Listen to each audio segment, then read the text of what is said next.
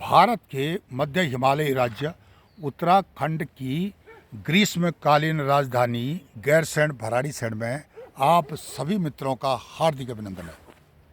मित्रों, पिछले 2 वीडियोस में मैंने आपको ज्ञात कराया कि किस प्रकार सांस्कृतिक विरासत को या सांस्कृतिक कार्यक्रमों को आधार बना करके भारत के अन्य राज्यों में दहशत फैलाने या भ्रमित करने का प्रयास किया जाता है और यह प्रक्रिया आज से नहीं, बरसों से है।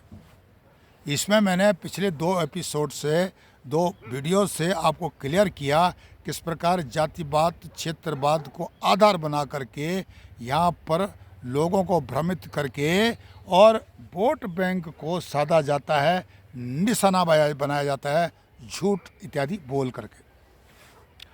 अब क्या होता है, हम इस विषय में पॉलिटिकल पार्टीज के बारे में नहीं बता सकते हैं क्योंकि हर पार्टी का अपना अपना मैनिफेस्टो है।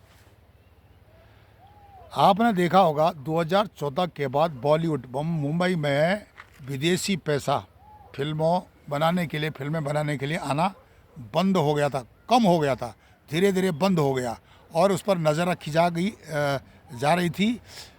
बॉलीवुड का नाम नशेड़ीवुड भी बोला जा रहा था।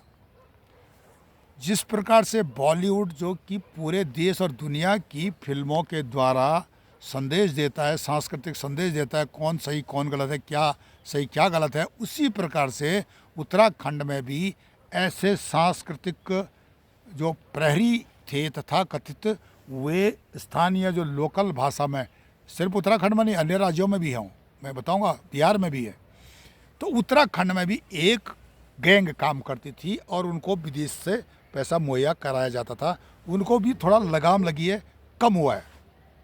अब उनको जो है डायरेक्शन मिलती है, टूल किट, मतलब उनका एक मैनेजमेंट सिस्टम होता है, उसके पीछे जो मैनेज करते हैं वे उनको डायरेक्शन देते हैं।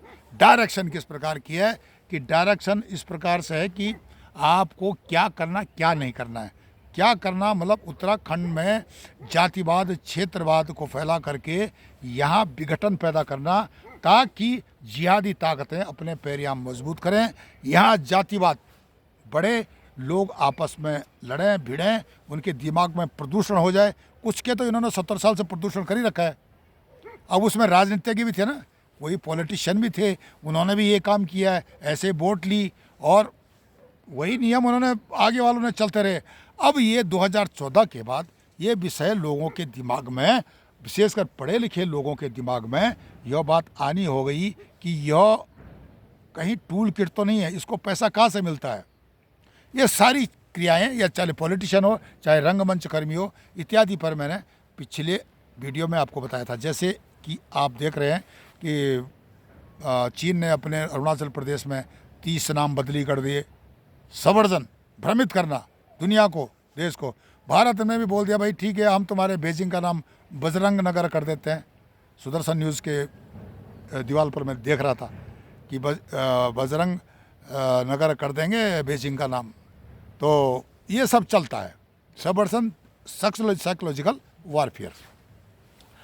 अब CAA, NRC, UCC, आर्टिकल 370 के बारे में लोगों के दिमाग में अभी भी बात है। वह पॉलिटिकल पार्टी जो कि इनका समर्थन नहीं करती है, वह पब्लिक के सामने अपना मैनिफेस्टो छाप करके क्यों नहीं देती है कि हम CAA का विरोध करते हैं, खुल के क्यों नहीं बोलती है, NRC का विरोध करते हैं, हम धारा 370 को वापस लाएंगे, हम रोहिंग्या बांग्लादेशियों को भारत में बसाएंगे। वो ऐसा क्यों नहीं बोलते जबकि उनके एजेंडे में, उनके मैनिफेस्टो में यह सब है। मेरा सीधा इशारा है कांग्रेस पार्टी पर। यहाँ पर गैरसैंण में गणेश गोदयाल जी जो कि बीजेपी के जो विषयों पर बोल रहे थे, भारत के विषयों पर बोल रहे थे, उनको कांग्रेस के विषय में भी बोलना चाहिए था। और नारे तो इतने ज़ोर से लग रहे थे कि अब की बार 400 पार, कांग्रेसी भाई भी बोल रहे थे। बड़ी खुशी हुई, बड़ी हंसी आई कि भाई 400 पार कैसे होंगे आप, जब आपके एजेंडे में ये चीज़ें हैं। आप CAA का विरोध करते हैं, UCC का विरोध करते हैं, आप धारा 370 को वापस लाने की बात करते हैं, रोहिंग्या बांग्लादेशियों के साथ आप भाईचारे की बात करते हैं, और जब कोई अपराधी फंसता है तो उसको बोलते हैं गलतियां हो जाती हैं। जैसे उत्तर प्रदेश में मुलायम सिंह कहता था। तो आपकी सोच तो यह है, उत्तराखंड बनने का हमेशा कांग्रेस पार्टी ने विरोध किया था। एक नेता जो अभी भी जो है वरिष्ठ है, बूढ़ा हो गया है, उसने बोला था उत्तराखंड मेरी लाश पर बनेगा, बाद में वो चीफ मिनिस्टर बना उत्तराखंड का। क्या यही सोच है कांग्रेस की? तो इस प्रकार से अगर कांग्रेस उत्तराखंड में आना चाहती है लोकसभा सीट लेकर के, तो इस बार तो नहीं आ सकती, क्योंकि यहाँ का उत्तराखंड का जो भी है बंदा सोया नहीं, जागा हुआ है। वैसे काफ़ी कुकुर मुत्ते की तरह चैनल काम कर रहे हैं, बड़ी लच्छेदार बातें हो रही है, पर स्पष्ट बात यही है, यह उत्तराखंड राज्य सैनिक बाहुल्य राज्य है, और यहाँ पर सैनिक सीमाओं पर खड़े रहते, चाहे चीन की हो चाहे पाकिस्तान की हो। और जब लाशें आती है ना पैक होकर के तिरंगे के साथ, तो उस समय ये सिर्फ राजनीति करने जाते हैं, ये नहीं सोचते हैं कि ये लाशें कैसे आई है। जो सर्जिकल स्ट्राइक को बोलते हैं तुम लोग कि ये नकली थी, फरेब था, झूठ है, तो सर्जिकल स्ट्राइक झूठ है। तुम भारत की सेना पर भरोसा नहीं करते हो, तुम जो है राजनीति करते हो जहाँ भी मिले, क्योंकि तुम्हें सत्ता चाहिए। पर लेकिन भाई साहब, इस बार सत्ता मिलने वाली नहीं है, बिल्कुल नहीं। अब की बार जो मोदी की पार्टी कह रही है ना बीजेपी, अब की बार 400 पार वो होके रहेगा। और यहाँ होगा कि आपने जितने उल्टे सीधे कानून बनाने सब बदले होंगे, जितने चोर भ्रष्टाचारी घुसपैठ जितने हैं उन पर गाज गिरने वाली है। तो आप लोग ऐसा मत करो जिससे कि पूरे देश को नुकसान उठाना पड़े।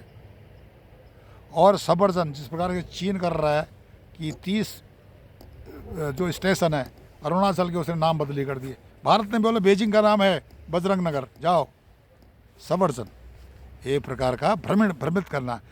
उसी तरह से उत्तराखंड में संस्कृति को आधार बनाकर, क्योंकि अभी हमारे सांस्कृतिक जो प्रोग्राम देते हैं कलाकार हैं बहुत बड़ी संख्या में, वो प्रोग्राम देते हैं, अच्छे प्रोग्राम देते हैं, पर लेकिन उनके अंदर भी इनके टूल किट हैं जो कि दिखाई नहीं देते हैं, और ऐसी मार करते हैं कि नुकसान हो जाए, देश को राज्य को नुकसान हो जाए, सनातन को नुकसान हो जाए। और उनको पैसा मिलता है ये काम करने को, उनको पैसा मिलते हैं, सपोर्ट मिलता है बैकडोर से। तो उत्तराखंड में जिहाद जारी है, आप भूल जाइए। चाहे पहले तो था ही कांग्रेस थी, अब बीजेपी की सरकार उत्तराखंड में है, फिलहाल लोकसभा के चुनाव हैं, उसके बाद यह बहुत बड़ा प्रेशर होगा बीजेपी पर, राज्य स्तर पर हो चाहे केंद्र स्तर पर, कि उत्तराखंड को जिहाद मुक्त करना है, 4 धाम को जिहाद मुक्त करना है, हरिद्वार को जिहाद मुक्त करना है, 5 प्रयाग, 5 बद्री, 5 केदार को जिहाद मुक्त करना है, मानस खंड के तीर्थों को जिहाद मुक्त करना। यह जवाबदारी आने वाले समय 2019 के बाद जब 400 पार होगा ना, तो यह सारे काम बीजेपी को जनता सौंपेगी, प्रेशराइज करेगी और बीजेपी को करना पड़ेगा। पर लेकिन कांग्रेस को अपने मैनिफेस्टो पर ध्यान देना चाहिए, उसके बाद कल्पना करनी चाहिए कि हम जीत जाएंगे, हमारे को बहुत बड़ी उपलब्धि होगी, हम सत्ता में आएंगे। सपना देखना कोई बुरी बात नहीं है, पर लेकिन जनता भी इतनी बेवकूफ़ नहीं है कि जो कि आपके बहकावे में आ जाए और यह काम कर बैठे कि आप 400 पार हो जाएं। असंभव, उत्तराखंड से तो बिल्कुल ही असंभव है।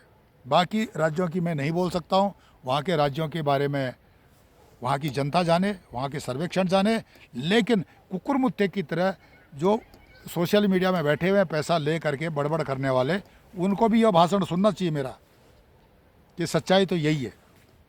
और जितने हैं ना सांस्कृतिक प्रहरी, इन पर भी गाज गिरने वाली है, जो इस प्रकार के कार्यक्रम करते हैं जिससे कि भारत विरोधी तत्वों को बल मिलता है, भारत का नुकसान होता है, हम उसका हमेशा विरोध करते रहेंगे। आप हमारे चैनल ई-गैरसैंण को लाइक करें, सब्सक्राइब करें, कमेंट्स करें और शेयर करें। तब तक के लिए नमस्कार, धन्यवाद।